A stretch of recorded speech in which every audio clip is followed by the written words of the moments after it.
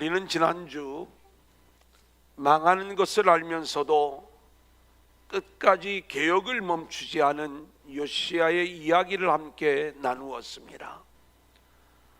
그의 인생 내내 우상을 철폐하면서 유월절 어린 양의 피의 은혜를 붙잡는 요시야의 이야기, 결국 전쟁에서 죽음으로 그의 인생이 맞춰지지만 짧은 인생이었음에도 불구하고 불같은 인생을 살았던 요시야의 인생이 우리 모두에게 감동을 주었던 거죠. 오늘은 아쉬운 이야기입니다. 요시야가 죽은 후에 4명의 왕들의 이야기를 우리가 살펴보는데, 이들 모두가 멸망의 길로 치닫는 이야기를 우리에게 들려주는 거예요.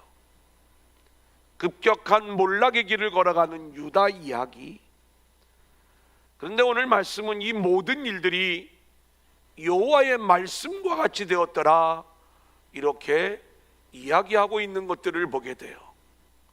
여기에 놀라운 복음이 담겨져 있는 것입니다.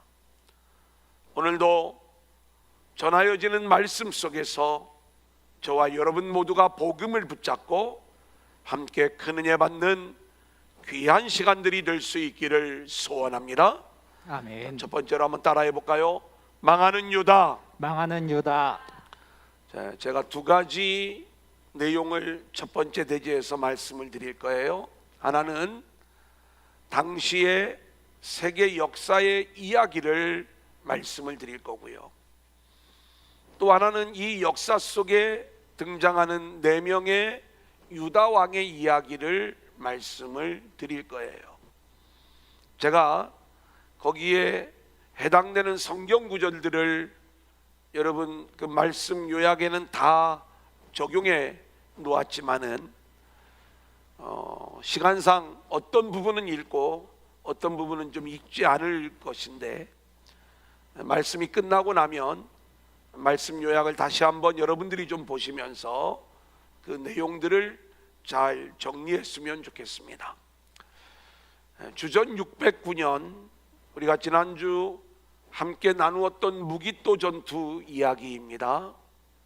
당시의 세계는 바벨론이라고 하는 신흥 강국이 등장을 하면서 애굽에게 엄청난 위협이 되었던 상황입니다. 이 바벨론이 아수르를 무너뜨리고 남하하는 정책을 폈을 때에 애굽은 어떻게 해서든지 이 바벨론을 막아내지 않으면 안 되었던 거예요.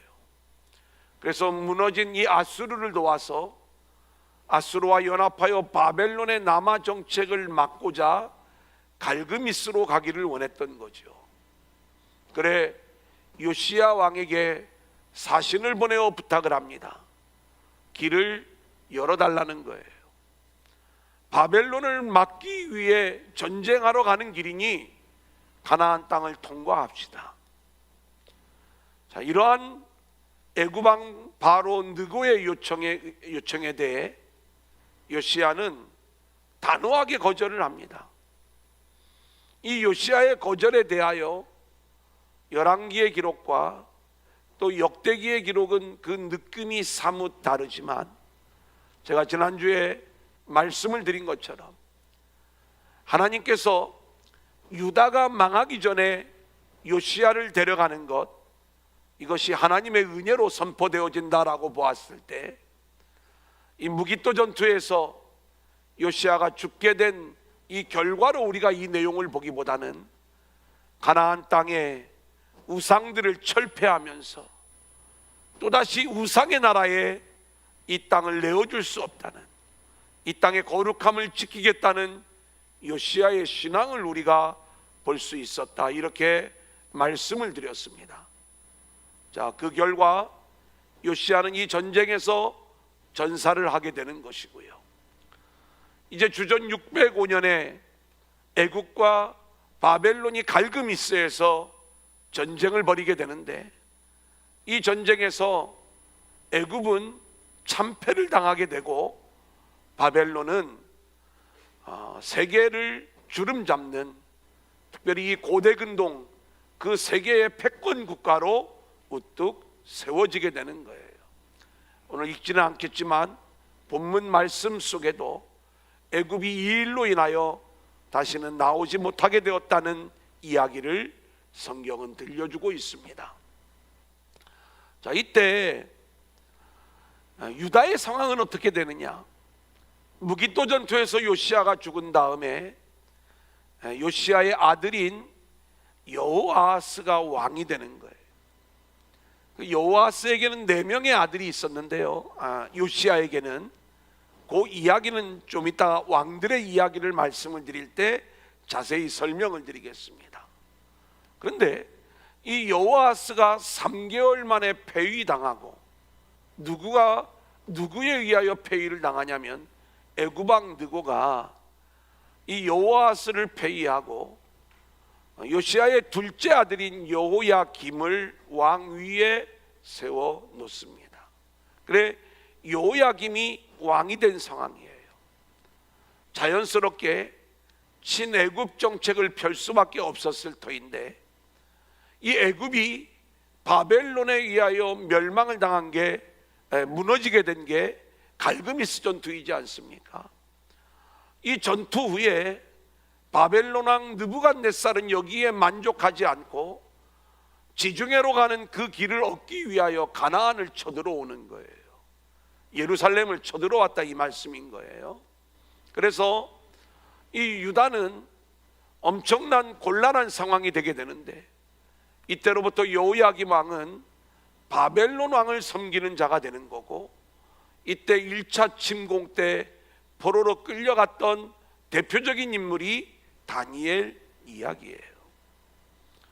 자, 그리고 나서 2차 침공은 주전 597년 여호야긴 왕 때 이루어지게 됩니다.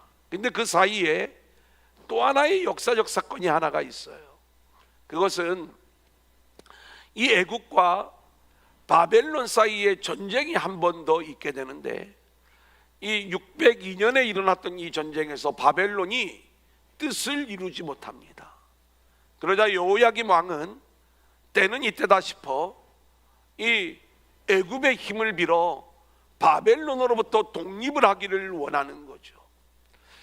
여러분, 우리나라의 역사를 봐도 우리가 이 내용들을 금방 알 수가 있는데, 우리도 과거의 역사 속에서 중국과 일본으로부터 우리가 어려움을 당할 때마다 다른 나라의 힘을 얻어서 우리의 나라를 좀 지키고자 하는 그러한 우리의 역사를 갖고 있지 않습니까?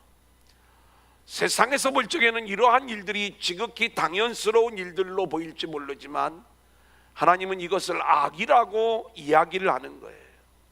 왜냐하면 유다의 살 길은 하나님께 있는 것이고 하나님을 붙잡는 나라가 되어야 되는데, 여전히 세상 속에서 살 길을 찾고 있는 것이죠.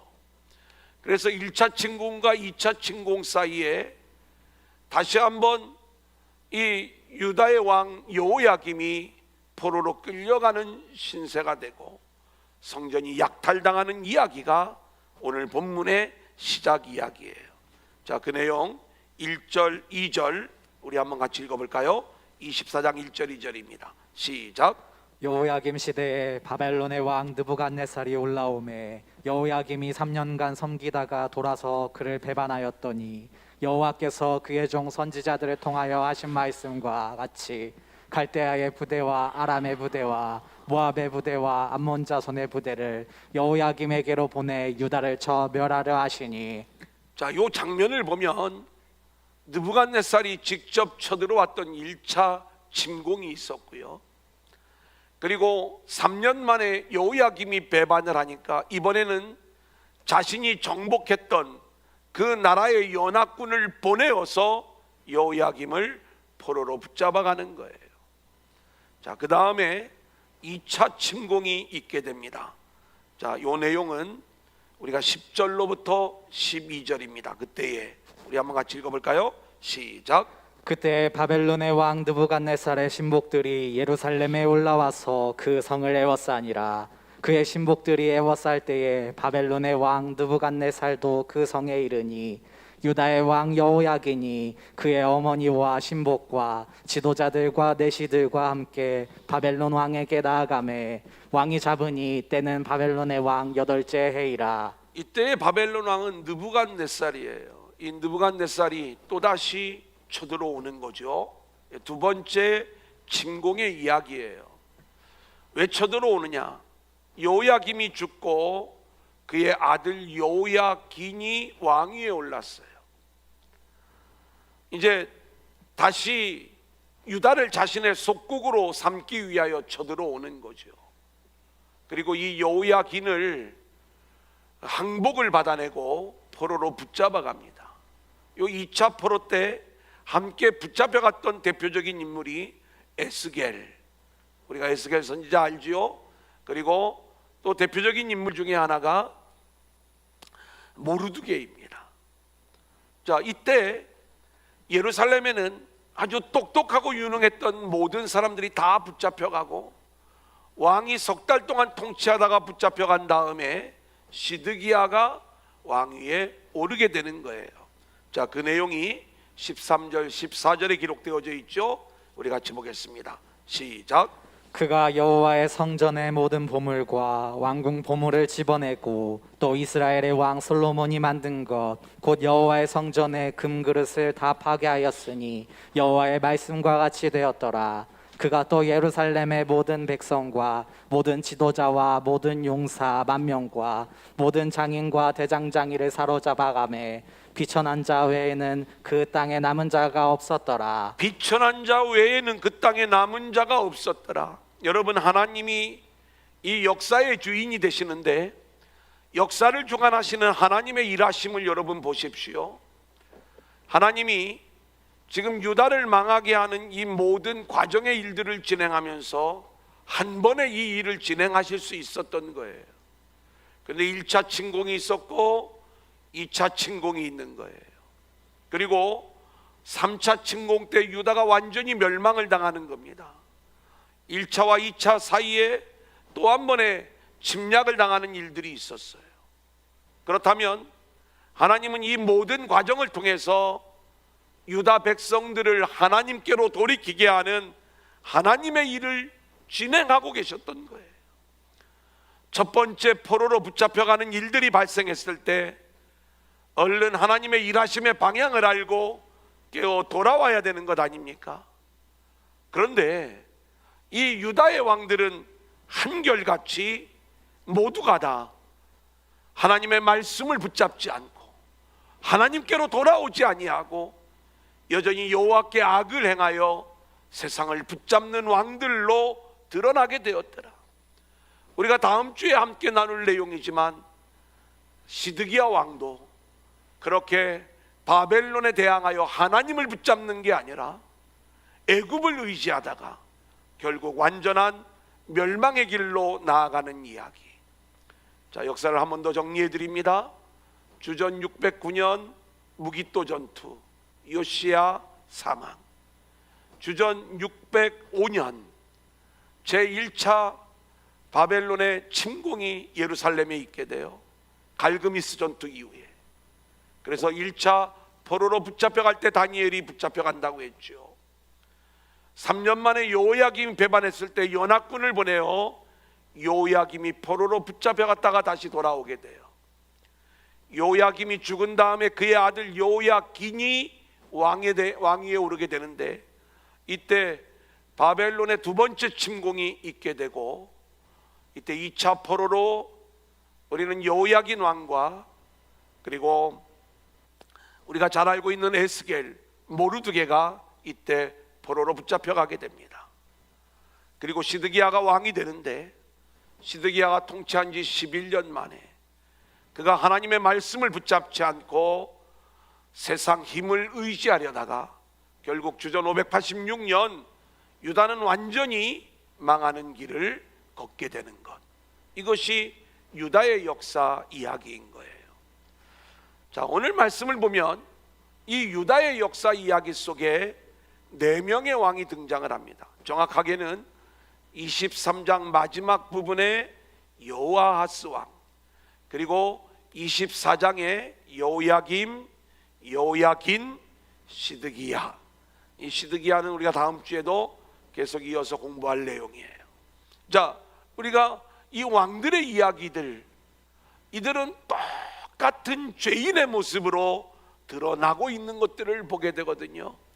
자, 요시야의 아들들을 볼까요? 역대상 3장 15절 같이 읽겠습니다. 시작. 요시야의 아들들은 맏아들 요하난과 둘째 여호야김과 셋째 시드기야와 넷째 살룸이요. 자, 이 요시야에게는 4명의 아들이 있었어요. 근데 첫 번째 아들이 요하난인데 요하난은 왕이 되지를 못했어요. 근데 요시야가 죽고 난 다음에 넷째 아들 살룸이 왕위에 오르게 됩니다. 넷째 아들 살룸이 왕위에 오르게 되는데 그 왕위에 오르게 되는 이제 그 과정은 우리가 왜 넷째가 왕위에 오르게 되느냐, 요 내용을 성경이 우리 가운데 알려주지 않고 있기 때문에. 다만 우리가 여기에 보면 어머니가 같은 형제들이 있고 어머니가 다른 형제가 있어요. 그러니까 이 네 아들이 모두가 다 똑같은 엄마 밑에서 태어난 아들들이 아니라는 거예요. 자, 그런데 그러면서 뭔가 그 안에 치열한 권력 다툼이 있었을 것이고, 뭔가 정치적으로 누가 애굽의 손을 대느냐, 이거에 따라서 왕이 바뀌어지는 일들이 있었을 거예요. 그래서 이 네 번째 아들인 살룸, 이 살룸이 여호아하스거든요. 그러니까 우리가 열왕기에서 말하는 여호아하스, 이것은 여호와께서 붙드신다. 이게 이제 우리가 이 요시야가 믿음의 아버지였기 때문에 자녀들의 이름을 이렇게 믿음으로 지어놨어요. 그런데 그 여호아하스가 이름이 살룸, 이게 이제 왕명으로 이렇게 보통 우리가 이야기를 하는데, 성경의 다른 곳에서는 여호아하스를 살룸이라고 칭하고 있기 때문에 우리가 살룸 그러면 이게 여호아하스다, 이렇게 생각을 하시면 되겠습니다. 그런데 애굽왕 바로 느고가 이 여호아하스를 폐위시키고 누구를 왕으로 세우냐면 여호야김을 왕으로 세우는 거예요. 자, 그런데 이 여호야김이 둘째 아들이거든요. 여호와께서 일으키신다라고 하는 뜻을 가지고 있어요. 그리고 이 여호야김이 죽은 다음에 그의 아들 요야긴, 김긴 비슷하죠. 이건 여호와께서 세우신다는 뜻이에요. 그렇게 이 아들이 왕이 되었다가 다시 바벨론의 침략에 의하여 포로로 붙잡혀가고, 이번에는 시드기야, 그러니까 요시야의 손자가 여호야긴인데 이 손자가 포로로 끌려가고 요시야의 아들이었던 시드기야가 유다의 마지막 왕이 되어지는 거예요. 자, 이 가족 관계를 우리가 살펴보았어요.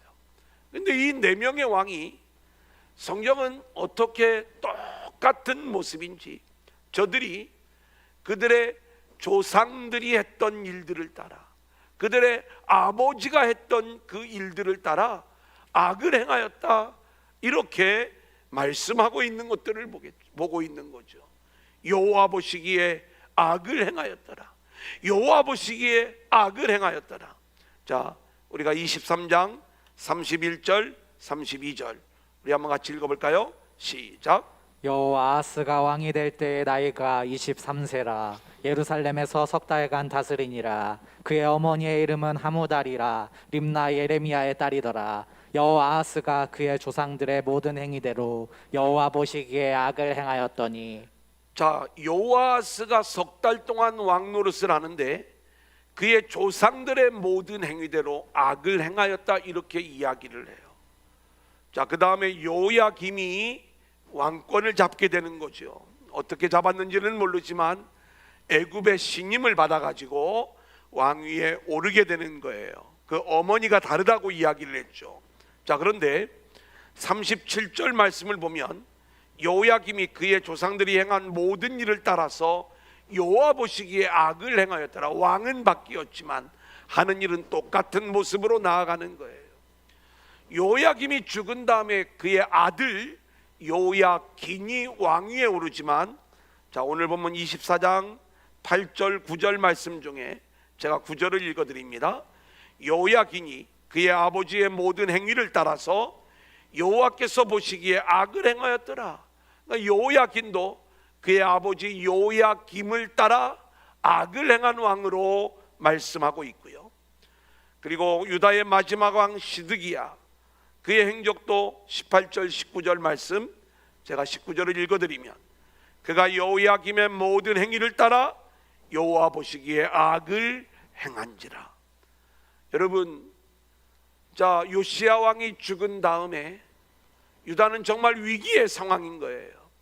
이 엄청난 위기의 상황 속에서 살 길은 하나님을 붙잡는 일인데, 이들이 하나님을 붙잡는 것 대신에 여전히 여호와 앞에 악을 행하여 세상 힘을 찾고 세상 나라를 의지하며 나아가는 그러한 모습을 보일 때, 성경은 이 모습을 여호와 앞에 악을 행하였다 이렇게 이야기를 하는 것이죠. 하나님의 은혜를 기대할 수 없는, 아무런 소망이 없는 유다의 모습을 우리는 보게 되는 거예요. 사랑하는 여러분, 여호와 보시기에 악을 행하였더라, 이 이야기를 우리는 과거 유다의 왕의 이야기가 아닌 오늘 이 시대 우리들을 향한 하나님의 음성으로 우리가 이 말씀을 들을 수 있기를 소원합니다. 아멘. 하나님께서 저와 여러분의 시대에 이 재난과 이 고난과 어려움을 우리 가운데 보내시는 것은 저와 여러분으로 하여금 세상을 붙잡는 인생이 아닌 하나님을 붙잡는 인생으로 우리를 세워가시는 하나님의 일하심인 줄로 믿습니다. 아멘. 그렇게 우리를 붙잡고 우리를 이끌어 가시는 하나님의 뜻을 우리가 알지 못하고 여전히 우리가 세상의 소망을 가지고 세상의 힘을 의지하여 우리 스스로 이 문제를 풀어가려고 할 때, 이것이 여호와 보시기에 악을 행하는, 이게 누가 얘기했던 거예요? 세상 사람들이, 우리의 조상들이, 우리의 선조들이 다 이 길로 걸어가 하나님이 그들에게 경고하시고 또 경고하시면서 여호와께로 돌아오라고 하는 사인을 주시고 있음에도 불구하고 여전히 세상에서 그 방법을 찾으면서 하나님께로 돌아오지 않는 모습, 이게 여호와 보시기에 악을 행한 모습이요, 철저한 멸망의 길로 내려가는 모습이라는 것. 오늘 저와 여러분은 살리시는 분은 하나님이시라는 것을 우리가 기억하면서 아멘. 오직 하나님만을 붙잡고 승리하는 저와 여러분들이 될 수 있기를 소원합니다. 아멘. 자, 두 번째 한번 따라해 볼까요? 여호와의 말씀과 같이 되었더라. 여호와의 말씀과 같이 되었더라. 자, 오늘 본문에 보면 석 달 동안 왕이 됐다가 폐위되고 그 다음 여호야김이 11년을 왕 노릇해요. 그리고 또 여호야긴이 석 달 동안 왕 노릇하다가 폐위당하고 시드기야가 왕이 되는 이야기, 이제 그도 11년을 통치하게 되거든요. 자, 그런데 이 이야기 속에 담겨져 있는 이 유다의 죄, 그리고 유다의 멸망, 그리고 하나님의 말씀의 이 상관관계가 이 속에 담겨져 있는 거예요. 우리가 시드기야의 이야기는 다음 주에 다룰 내용들이기 때문에 오늘은 특별히 11년 동안 통치했던 이 여호야김에게 도대체 무슨 일이 있었는가? 왜 그는 하나님의 말씀을 붙잡지 않았는가? 그의 인생에 어떤 문제가 있었기에 유다는 이렇게 완전한 멸망의 길로 내려가고 있는가? 이 내용을 우리가 함께 살펴보고자 하는 거예요. 여호야김, 여호야긴, 이 두 왕의 이야기를 성경에서는 너희들이 망하게 되는 것 여호와의 말씀대로 되는 거야, 말씀과 같이 그렇게 된 거야. 왜 하나님이 우리에게 이 내용을 설명해 주시는가? 그 내용을 찾아보고자 하는 거예요. 자, 여호야김, 우리가 열왕기하 23장 34절, 그 이름이 원래는 엘리야김이었어요. 왜 바뀌었는지 우리 한번 살펴보겠습니다. 같이 읽을까요? 시작. 바로 느고가 요시야의 아들 엘리야김을 그의 아버지 요시야를 대신하여 왕으로 삼고 그의 이름을 고쳐 여호야김이라 하고 여호아스는 애굽으로 잡아갔더니 그가 거기서 죽으니라. 자, 여호아스를 잡아가고 여호야김을 왕으로 세우는데 원래 그의 이름은 엘리야김 이런 이름이었다라고 성경이 말씀하죠. 누가 이 이름을 지었냐면 아버지 요시야가 지어준 이름이에요. 둘째 아들을 낳고 네 이름은 엘리야김이야. 여호와께서 너를 일으켜 주실 거야. 너를 세워주시고 일으켜주는 그 일들을 하나님이 진행하실 것을 기대하면서 지어준 신앙의 이름이었어요. 근데 그가 애굽왕 바로에 의하여 이름이 바뀌어집니다. 엘리야김 아니야, 이왕이면 여호야김이라고 그래. 여호야김은 뭐예요? 엘리야김은 하나님이 세워주신다는 거고, 엘리야김은 엘리야김은 하나님이 세워주신다는 거고, 여호야김은 여호와께서 세워주신다는 얘기, 같은 이름이죠. 근데 여기에는 조롱이 담겨져 있는 거예요. 하나님이 세워주신다고. 그래, 이왕이면 여호야김이라고 그래. 내가 그 이름 인정해 줄게. 바벨론 왕, 이 애굽 왕 바로 느고가 붙여준 이 모욕적인 이름이 여호야김 그 이름 속에 담겨져 있었던 거예요. 자, 그런데 이 여호야김이 그의 아버지의 신앙의 길을 걸어가는 게 아니라 악한 왕의 길을 걸어가게 되는 거죠. 어느 정도 악한 왕이었느냐? 오늘 말씀을 보면 므낫세가 지었던 죄의 틀 안에서 이 여호야김의 모습을 설명해 주고 있는 거예요. 이게 오늘 본문 3절 4절입니다. 같이 읽을까요? 시작. 이 일이 유다의 임함은 곧 여호와의 말씀대로 그들을 자기 앞에서 물리치고자 하심이니 이는 므낫세의 지은 모든 죄 때문이며 또 그가 무죄한 자의 피를 흘려 그의 피가 예루살렘에 가득하게 하였음이라. 여호와께서 사하시기를 즐겨하지 아니하시니라. 자, 보세요. 지금 유다는 점점 망해가고 있어요. 1차 침공이 있고 또 한 번 침략을 당해 이제 이 여호야김이 곤란한 상황이 되었어요. 이 모든 상황들이 지금 진행되어지는 모든 것들, 이 일이 유다에 임하는 것은 여호와의 말씀대로 지금 진행되어지고 있는 것인데 너희가 므낫세의 죄의 틀 안에서 여전히 벗어나지 못하고 있어. 하나님이 끊임없이 선지자를 보내어 하나님의 뜻을 전하고 하나님의 말씀을 전하고 있는데 그 말씀을 붙잡지 않아. 오히려 무죄한 자의 피를 흘리고 있다는 이야기는 뭐냐? 하나님이 보내신 선지자들의 피를 흘려가면서 하나님의 말씀을 거역하고 있는 이 여호야김의 모습을 설명해 주고 있는 거예요. 유다를 향한 하나님의 말씀은요, 하나님이 죄로 인하여 이 유다를 멸망시키겠다는 거였어요. 자, 우리가 한번 그 내용을 볼까요? 예레미야 25장 4절로 7절 우리 한번 같이 읽겠습니다. 시작. 그러므로 여호와께서 그의 모든 종 선지자를 너희에게 끊임없이 보내셨으나 너희가 순종하지 아니하였으며 귀를 기울여 듣지도 아니하였도다. 그가 이르시기를 너희는 각자의 악한 길과 악행을 버리고 돌아오라. 그리하면 나 여호와가 너희와 너희 조상들에게 영원부터 영원까지 준 그 땅에 살리라. 너희는 다른 신을 따라다니며 섬기거나 경배하지 말며 너희 손으로 만든 것으로서 나의 노여움을 일으키지 말라. 그리하면 내가 너희를 해하지 아니하리라 하였으나 너희가 내 말을 순종하지 아니하고 너희 손으로 만든 것으로서 나의 노여움을 일으켜 스스로 해하였느니라. 여호와의 말씀이니라. 하나님의 말씀은 뭐예요? 너희들이 하나님의 말씀을 붙잡고 우상 숭배에서 돌이키면 내가 너희를 회복시켜 줄게. 이게 하나님의 말씀이었잖아요. 너희들이 하나님께로 돌아오지 않고 그 말씀을 붙잡지 않고 여전히 죄악의 길로 걸어가면 너희는 망할 수밖에 없어. 이게 하나님의 말씀이잖아요. 근데 이 말씀을 들으면서도 그들은 하나님의 말씀을 붙잡는 게 아니라 자기 생각대로 자기 마음대로 움직여지는 이 여호야김의 모습을 보게 되는 것이고요. 그리고 하나님의 계획 안에서 그들에게 선포되어진 말씀은 예레미야 25장 11절을 보면, 제가 읽어드립니다. 이 모든 땅이 폐허가 되어 놀랄 일이 될 것이며 이 민족들은 70년 동안 바벨론의 왕을 섬기리라, 이렇게 말씀하고 있어요.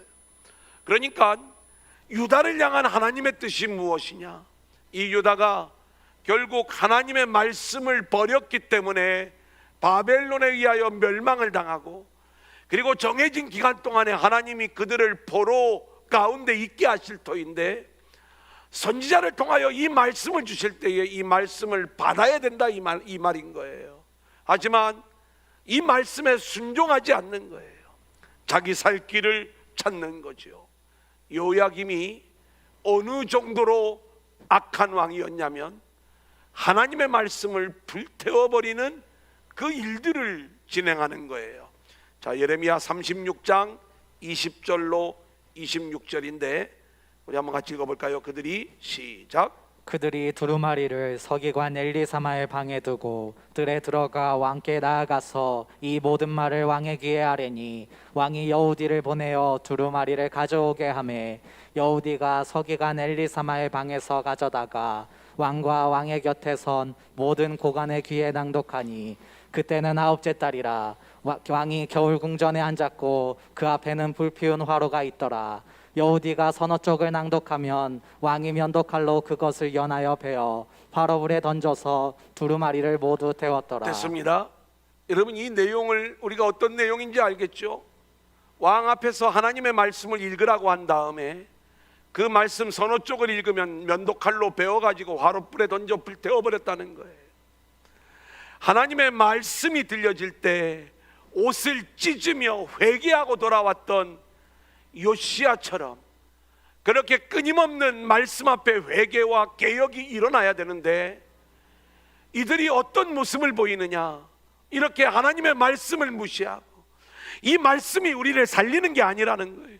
이따위 말씀이 무슨 필요가 있느냐? 몇 장을 읽으면 잘라가지고 불태워버리고, 몇 장을 읽으면 잘라가지고 불태워버리고, 그리고 우리가 그 뒷부분을 읽지 않았지만 하나님의 종들을, 하나님의 선지자들을 핍박하고 박해하고 있는 요야김의 모습을 성경은 말씀하고 있는 거예요. 이러한 요야김의 최후는요, 아주 비참한 모습이었어요. 예레미야 22장 18절 19절 같이 볼까요? 그러므로 시작. 그러므로 여호와께서 유다의 왕 요시야의 아들 여호야김에게 대하여 이와 같이 말씀하시니라. 무리가 그를 위하여 슬프다 내 형제여, 슬프다 내 자매여 하며 통곡하지 아니할 것이며, 그를 위하여 슬프다 주여, 슬프다 그 영광이여 하며 통곡하지도 아니할 것이라. 그가 끌려 예루살렘 문 밖에 던져지고 나귀같이 매장함을 당하리라. 36장 30절입니다. 그러므로 여호와께서 유다의 왕 여호야김에 대하여 이와 같이 말씀하시니라. 그에게 다윗의 왕위에 앉을 자가 없게 될 것이요, 그의 시체는 버림을 당하여 낮에는 더위 밤에는 추위를 당하리라. 이게 요야김의 운명이고, 그리고 여전히 악을 행하여 하나님께로 돌아오지 않을 자들의 운명임을 우리는 알고 있어야 되는 거예요. 오늘 실제로 이 요야김은요, 죽었어도 그의 조상의 열조의 무덤에 들어가지 아니하고, 성경에 보면 그의 무덤이 기록되지 아니하고, 여기에 예언되어져 있는 것처럼 그의 시체는 버림을 당하여 낮에는 더위 밤에는 추위를 당하리라. 장사조차 제대로 지내지 못하는 그의 비극적인 죽음의 이야기를 예언하고 있는 내용들을 우리가 보게 되는 것 아니겠습니까? 선지자를 박해하고 하나님의 말씀을 불태워버린 요야김의 비참한 최후의 모습을 우리에게 보여주는 거예요. 근데 성경은요, 이 내용을 우리에게 이렇게 전하고 있어요. 한번 따라합니다. 말씀과 같이 되었더라. 말씀과 같이 되었더라. 여러분, 이게 말씀대로 되어지는 일이에요. 너무 비참한 일 아닙니까? 근데 우리가 하나님의 말씀을 붙잡지 않으면 우리도 동일한 운명 가운데 놓이게 된다는 것을 우리가 놓치지 말아야 되는 거지요. 3절 말씀에 이 일이 유다에 임함은 곧 여호와의 말씀대로. 이 일이 뭐예요? 바벨론의 1차 침공, 그래서 유다가 무너지고 포로로 붙잡혀가는 그 일들이 진행된 다음에 요야김 왕 때 이 일이 너희에게 임한 것 여호와의 말씀대로 된 거야. 자, 그런데 오늘 13절 말씀 보세요. 그가 여호와의 성전의 모든 보물과 왕궁 보물을 집어내고 또 이스라엘의 왕 솔로몬이 만든 것 곧 여호와의 성전의 금그릇을 다 파괴하였으니 여호와의 말씀과 같이 되었더라. 바벨론의 2차 침공이에요. 두 번째 침공. 1차 침공에서 말씀대로 되었다라고 이야기하고 다 알려주는 거예요. 그러니 말씀 붙잡고 다시 돌아와. 안 들어오니까 두 번째 침공이 있는 거예요. 그리고 나서 성전을 야탈하고 포로를 붙잡아가면서 성경은 우리에게 무엇라고 이 내용을 증언하고 있는가? 이 모든 일들이 여호와의 말씀과 같이 되었다, 이렇게 설명을 하고 있는 거예요. 우리가 다음 주에 나눌 3차의 이야기도 보나마나예요. 똑같은 것이죠. 사랑하는 여러분, 이 땅의 역사의 주관자는 하나님이 이 모든 일들을 주관하고 계시는 거예요. 하나님의 허락 없이는 어떠한 일들도 일어나지 않아요. 근데 하나님은요, 하나님의 백성들에게 하나님이 하시는 일들을 다 알려주고 있어요. 미리 선지자를 통하여 알려주셨을 뿐만이 아니라 그래도 안 들어오니까 봐라 말씀대로 되는 거야, 봐라 말씀대로 되는 거야. 한 번에 망하게 하실 수도 있는데 하나님은 참아가면서 1차 침공, 2차 침공, 3차 침공, 이 과정들을 거치면서 한 번 할 때마다 말씀처럼 이 일들이 이렇게 이루어지고 있는데 여전히 그 말씀을 붙잡지 않는 유다 백성들을 향하여 안타까운 마음을 가지고 여호와의 말씀대로 진행되어지는 이 땅의 역사를 우리 가운데 보여주고 있는 거예요. 사랑하는 여러분, 코로나19로 인하여 억울함이 있죠. 근데 말씀대로 되고 있는 거예요. 특별히 교회가 어려움을 당해요. 교회가 무너지고 있어요. 우리가 그 억울함을 딴 데서 찾을 게 아니라 우리는 하나님의 말씀대로 지금 되어지고 있는 우리의 죄의 모습을 바라보아야 될 줄로 믿습니다. 아멘. 하나님이 계속 그 말씀을 우리에게 주시면서 회개하고 돌아와 여호와의 말씀을 붙잡아라 붙잡아라 하는데 아멘. 우리는 마치 당연히 예배할 자격이 있는 자들처럼, 의로운 백성들처럼 우리가 우리에게 멋지게 예배하고 있는데 왜 우리의 예배를 막느냐고, 세상에 화풀이 한다고 이 문제가 해결되는 게 아닌 거예요. 우리는 철저히 하나님과의 관계 속에서 왜 하나님이 우리를 이렇게 이 어려움 가운데 교회를 망하게 하시는가? 이 속에서 우리가 해야 될 일들이 뭐예요? 철저히 하나님을 붙잡고 말씀을 붙잡고 하나님께로 돌아오지 않으면 1차 침공이 있었어요. 2차 침공이 있었어요. 우리는 또 몇 번의 침공을 당할지 몰라요. 얼마만한 모욕을 당할지 몰라요. 이 땅의 역사 속에서도요, 우리는 우리가 얼마 전에 있었던 메르스니 뭐니 또 스페인 독감 이런 거 따지지 않아도요, 끊임없이 하나님은 우리에게 경고하시면서 알려주시면서 하나님의 역사를 진행해 왔어요. 이때 우리가 붙잡아야 될 것은 오직 하나님의 말씀을 붙잡고 아멘. 하나님께로 돌아와 아멘. 하나님이 우리 안에 일으켜주시는 진정한 회복의 주인공들로 우리 모두가 세워져야 될 줄로 믿습니다. 아멘. 이제 마지막 세 번째 따라합니다. 유다가 사는 길. 유다가 사는 길. 자, 본문 12절 13절 예레미야 25장 12절 13절입니다. 우리 한번 같이 읽어볼까요? 시작. 여호와의 말씀이니라. 70년이 끝나면 내가 바벨론의 왕과 그의 나라와 갈대아인의 땅을 그 죄악으로 말미암아 벌하여 영원히 폐허가 되게 하되, 내가 그 땅을 향하여 선언한 바 곧 예레미야가 모든 민족을 향하여 예언하고 이 책에 기록한 나의 모든 말을 그 땅에 임하게 하리라. 여러분, 오늘 이 말씀을 우리가 보면은요, 하나님이 하시는 일이 있어요. 하나님의 계획이 있어요. 그리고 내가 원하는 일이 있어요. 이 땅의 문제는 항상 여기서 문제가 되는 거예요. 하나님이 원하고 하나님이 진행하시는 일과 내가 원하는 일이 틀린 거예요. 하나님이 하시는 일은요, 죄를 지은 우리의 죄인됨을 드러내기 위하여 우리를 심판하시고 우리를 망하게 하시는 거예요. 물론 그 망함은 영원한 망함이 아닙니다. 하나님은 그 망한 자리에서 한 구원자를 세워 우리를 구원하시는 더 놀라운 하나님의 사랑 이야기를 품은 망함인 거죠. 근데 우리가 이걸 모르는 거예요. 우리는 망하는 것을 받아들일 수가 없어요.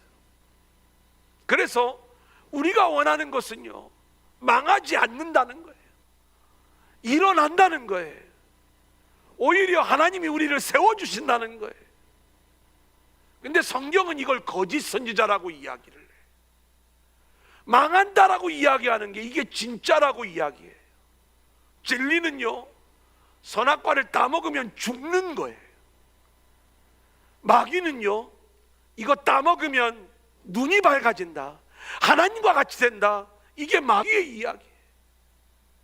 우리의 귀에 듣고 싶은 이야기는 하나님과 같아진다는 얘기, 우리가 눈이 밝아진다는 이야기, 이 이야기가 우리의 마음을 시원케 해요. 그 말이 사이다 같은 말이다, 이런 생각이 드는 거예요. 그런데 먹으면 죽어요. 죄를 지은 자에게 임하는 하나님의 말씀은 망하는 거예요.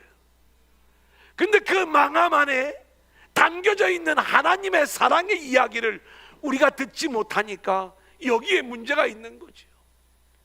하나님은 유다를 망하게 하셔서 바벨론으로 쫓아내십니다. 바벨론으로 쫓아내면서 하나님이 이 말씀을 들려주시는 거예요. 예레미야 29장 4절로 7절 우리 한번 같이 읽어볼까요? 시작. 만군의 여호와 이스라엘의 하나님께서 예루살렘에서 바벨론으로 사로잡혀가게 한 모든 포로에게 이와 같이 말씀하시니라. 너희는 집을 짓고 거기에 살며 텃밭을 만들고 그 열매를 먹으라. 아내를 맞이하여 자녀를 낳으며 너희 아들이 아내를 맞이하며 너희 딸들이 남편을 맞아 그들로 자녀를 낳게 하여 너희가 거기에서 번성하고 줄어들지 아니하게 하라. 너희는 내가 사로잡혀 가게 한 그 성읍의 평안을 구하고 그를 위하여 여호와께 기도하라. 이는 그 성읍이 평안함으로 너희도 평안할 것임이니라. 예레미야는 하나님의 뜻이 무엇인지를 알았어요. 그래서 바벨론에게 항복하고 포로로 끌려가라는 게 예레미야의 예언이었어요. 여러분, 나라를 사랑한다면 아주 매국노 같은 예언이지 않습니까? 독립운동을 펼치든지 포로로 붙잡혀갔다면 거기에서 반란을 일으켜서라도 그들을 물리치고 돌아오는 것, 이것이 우리가 생각하는 의의 모습 아니겠습니까? 근데 오늘 말씀해 보면 하나님은 그렇게 이야기하지 않아요. 너희는 바벨론에 가서 생육하고 번성해라. 다 하나님의 지금 계획 안에 있는 거야. 그러면서 말씀하시기를 그 성읍의 평안을 위해서 기도하라, 이렇게 이야기를 하는 거예요. 왜요? 우리가 그 바벨론의 그 포로의 과정 속에서 구원함을 받는 것은 우리의 어떤 힘과 노력으로 구원함을 받는 게 아니라 철저히 하나님의 은혜 안에서 그 모든 일들이 이루어지는 일이에요. 아멘. 여러분, 제가 이 일을 우리나라의 어떤 독립운동을 막 이렇게 무시하려고 이 말씀을 드리는 게 아니고, 사람의 일이 아닌 하나님의 일을 볼 줄 아는 영의 눈이 열리기를 원하는 이 마음을 여러분들에게 성경에 있는 말씀 그대로 전해드리고 있는 것입니다. 우리가 오해하면 안 돼요. 우리가 열심히 살아야 되는 부분들이 있어요. 자, 그런데 하나님이 하시는 진짜 일들을 우리는 자꾸 사람의 일로 이 내용들을 바꾸어 가지고 그 사람의 잘못된 이야기들 속에서 결국 우리가 더 큰 심판 가운데로 나아가는 그러한 모습들이 우리 가운데 있다, 이 말인 것이죠. 그래, 하나님은요, 그렇게 망해버린 이들을 그냥 두는 게 아니라 어떻게 하실 것인가? 예레미야 23장 5절 6절 하나님의 구원의 방법이죠. 같이 읽어볼까요? 시작. 여호와의 말씀이니라. 보라, 때가 이르리니 내가 다윗에게 한 의로운 가지를 일으킬 것이라. 그가 왕이 되어 지혜롭게 다스리며 세상에서 정의와 공의를 행할 것이며 그의 날에 유다는 구원을 받겠고 이스라엘은 평안히 살 것이며 그의 이름은 여호와 우리의 공이라 일컬음을 받으리라. 자, 시간이 요약되기 때문에 제가 정리해서 말씀을 드리면, 한마디로 이야기하면 예수 그리스도를 통하여 구원해내시는 하나님 나라의 진정한 회복 이야기를 이 가운데 예언하고 말씀하고 있는 내용을 우리가 보게 되는 것 아닙니까? 아멘. 여러분, 이 이야기는요, 우리가 에덴에서 쫓겨난 이야기와 똑같은 거예요. 하나님이 저와 여러분을 에덴에서 왜 쫓아내십니까? 죄 때문에 쫓아내는 것 아니에요. 하나님이 그래서 저와 여러분을 이 세상에 보낸 거예요. 그러니까 우리가 이 세상에 와서 우리가 해야 될 일들이 뭐예요? 내가 죄 가운데 있다는 걸 알아야 됩니다. 그런데 이 죄로부터 우리를 구원하시는 건 우리의 노력으로, 우리의 어떤 선행으로, 나의 어떤 종교적 헌신으로 이게 일들이 이루어지는 게 아니에요. 우리는 이 땅에서 생육하고 번성하며, 그리고 이 땅의 평안을 위하여 우리가 기도하되, 우리의 진정한 구원의 길은 하나님이 보내시는 구원자에게 있음을 우리가 기다리며, 그 구원자 예수를 붙잡는 인생들로 우리 모두가 세워져야 될 줄로 믿습니다. 아멘. 여러분, 출애굽의 이야기도 마찬가지지요. 야곱이 애굽으로 내려가는 걸 두려워할 때에 하나님이 찾아오십니다. 애굽으로 내려가는 걸 두려워하지 말아라, 내가 너와 함께 가겠다. 그러면서 하시는 말씀이, 때가 되면 내가 너를 반드시 가나안 땅으로 다시 돌아오게 할 거야. 430년이 지나 하나님은 구원자 모세를 보내어서 그들을 구원하여 가나안의 주인공으로 세우시는 것 아니겠습니까? 자, 그렇다면 우리가 이 땅에서 우리가 해야 될 일들은 너무 명쾌한 거예요. 우리는 하나님이 보내실 구원자를 기다려야 되는 거예요. 아멘. 우리는 그 구원자를 미리 알아. 그 주님을 믿는 자로 우리가 이렇게 하나님을 예배하는 자리에 와 있어요. 우리는 다시 오실 주님, 아멘, 주 예수여 오시옵소서. 아멘. 그 주님이 다시 오셔서 완성하실 그 영원한 하나님 나라를 기대하며 오직 하나님 말씀만을 붙잡는 자들로 우리 모두가 세워져야 될 줄로 믿습니다. 아멘. 자, 그런데 이것을 못하는 자들이 있어요. 그게 유다였어요. 하나님은 지금 이 일들을 진행하려고 하시는데, 유다는요, 하나님 나 망하는 거 싫어요. 하나님 나 십자가 싫어요. 하나님 나 이 땅에서 제가 어려움 당하지 않게 해주세요. 하나님이 지금 이루시는 일은 하나님 나라의 일들을 우리 가운데 이루어 가시려고 이 모든 일들을 진행하시는 것인데, 사람들은 땅의 일이 내 인생의 영원한 일인 줄 알고 이 땅의 일에 집착해서 땅에서 승리하게 해달라고, 땅에서 이기게 해달라고, 망하면 안 된다고. 그래서 우리는 거짓 선지자 하나냐가 엉뚱한 이야기를 하죠. 예레미야 28장 2절로 4절 같이 읽습니다. 시작. 만군의 여호와 이스라엘의 하나님이 이같이 일러 말씀하시기를, 내가 바벨론의 왕의 멍에를 꺾었느니라. 내가 바벨론의 왕 느부갓네살이 이곳에서 빼앗아 바벨론으로 옮겨간 여호와의 성전 모든 기구를 2년 안에 다시 이곳으로 되돌려 오리라. 내가 또 유다의 왕 여호야김의 아들 여고니아와 바벨론으로 간 유다 모든 포로를 다시 이곳으로 돌아오게 하리니, 이는 내가 바벨론의 왕의 멍에를 꺾을 것임이라 여호와의 말씀이니라 하니라. 여러분, 하나냐의 말을 들으면 얼마나 속이 시원한지 몰라요. 우리는 어쩌면 이런 거짓 선지자의 이야기들을 더 좋아하고 있을지 몰라요. 여러분, 이 거짓 선지자가 주는 이야기들은요, 항상 우리의 마음을 좀 시원케 하는 것으로, 망한다는 말 불편하지만 이렇게 절대 망하지 않을 거야, 느부갓네살을 오히려 하나님이 무너뜨리실 거야, 그리고 유다는 반드시 이겨 승리해 하나님이 붙잡고 있거든, 이 이야기가 훨씬 더 우리가 듣기 좋은 이야기 아닙니까? 예수님이 광야에서 40일을 줄이신 다음에 마귀의 시험을 받아요. 마귀의 유혹은 그럴듯한 유혹이에요. 너 하나님의 말씀으로 사는 거 중요해. 하지만 떡이 없으면 못 살아. 떡 만들어 먹는 거 중요해. 그렇게 먹지 않을래? 여러분, 마귀의 이야기가 틀린 말인가요? 근데 그게 우리를 유혹하는, 우리를 망하게 하는 말이에요. 너가 하나님을 믿는 믿음의 사람이야? 그러면 증명해봐. 성전에서 뛰어내려. 하나님이 너를 지켜주실 거야. 우리도 이런 유혹 얼마나 많이 받습니까? 하나님, 세상은 다 망해도 우리 믿는 사람들은 이 코로나19로부터 우리만 딱 이렇게 보호해 주셔서 그렇게 이 세상, 교회를 개독교라고 욕하는 이 세상의 콧대를 좀 팍 눌러달라. 저도 그랬으면 좋겠어요. 아닌데. 하여튼 그런 마음들이 이 땅을 살아가는 우리들에겐 다 있는 것 아니겠습니까? 근데 그게 가짜예요. 그게 거짓 선지자예요. 이 고난을, 이 재난, 재앙의 이야기 우리가 함께 나누고 있지만 이것은 믿는 자나 믿지 않는 자나 동일하게 우리는 이 재앙의 시대를 함께 살아가고 있는 거예요.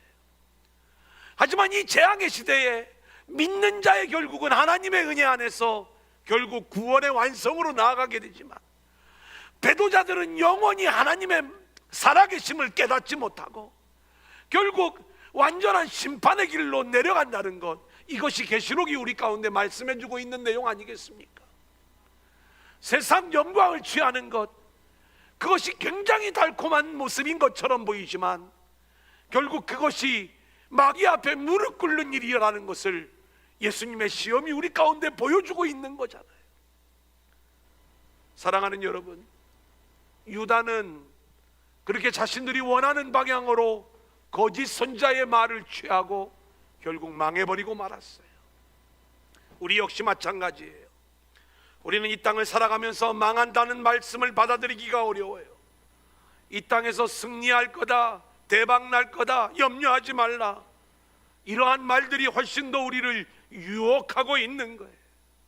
하지만 우리는 망한다고 해서 완전히 망하는 게 아니라 하나님은 그 망함을 통해서 하나님은 우리의 죄인됨, 우리의 문제들을 하나하나 다 드러내시고 우리를 구원하시는 것은 우리의 힘이 아닌 전적인 하나님의 은혜임을, 그리고 우리에게는 예수뿐임을 우리 가운데 말씀해주고 있는 거예요. 아멘. 그래서 유다가 사는 일이 하나님의 말씀을 붙잡는 데 있었던 것처럼 우리가 사는 길 역시 오직 하나님을 붙잡고 하나님의 말씀을 붙잡고 예수를 붙잡는 것, 이것만이 우리의 살 길인 줄로 믿습니다. 아멘. 이제 오늘의 말씀을 정리합니다. 우리는 세상의 힘을 가지고 이 땅의 어려움을 해결하고자 하는 그러한 유혹을 받고 있어요. 그리고 하나님께서 그렇게 우리에게 세상의 힘을 주셔서 능히 우리가 이길 수 있다라고 하는 그러한 착각들을 하면서 우리가 살아가고 있는 거죠. 그런데 죄 가운데 있는 우리들을 하나님은 무너뜨리시는 거예요. 망하게 하는 거예요. 하지만 그 저주의 자리, 그 망함의 자리에 있도록 우리를 그대로 내버려 두시는 게 아니라 우리 힘으로는 도저히 하나님께로 돌아올 수 없는 걸 아시기에 이제 하나님은 구원자를 세우셔서 예수를 보내셔서 그 예수를 통하여 우리를 구원해내시는 하나님 나라의 일들을 진행하시는 줄로 믿습니다. 아멘. 그렇기 때문에 이 코로나19의 어려움 속에서도 여러분들이 망해가는 것 같은 그 재난의 상황 속에서도 우리가 붙잡아야 될 것은 세상의 힘이 아닌 하늘의 힘이요, 아멘. 하나님께서 우리에게 보내주신 구원자 예수, 그 주님을 붙잡는 일이라는 것, 아멘. 우리에게는 예수뿐이라는 것, 아멘. 이것을 믿음으로 고백하며 그 주님을 붙잡는 인생들로 세워지는 저와 여러분들이 될 수 있기를 주님의 이름으로 간절히 축원합니다. 아멘.